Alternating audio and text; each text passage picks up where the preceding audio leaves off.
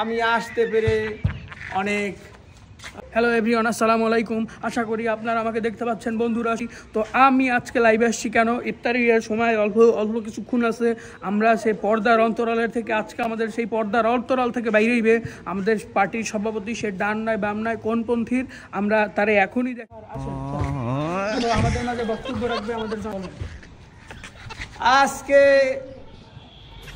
অনেক ভরা মজলিসে আমি আসতে পেরে অনেক স্বাচ্ছন্দ্য বোধ করতে আসি।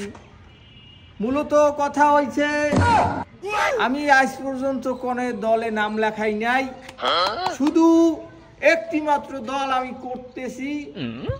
সেই পার্টিটা সবাই জানেন, সবাই চেনেন, অনেকেই জান কিন্তু নাম জানেন না। আমি ডাইন বাম কোনো দল পার্টি করি না, শুধু একটা মাত্র পার্টি করি, সেটা হলো ইফতার পার্টি।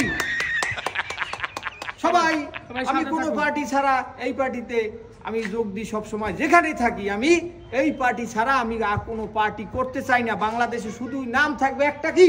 ইফতার পার্টি।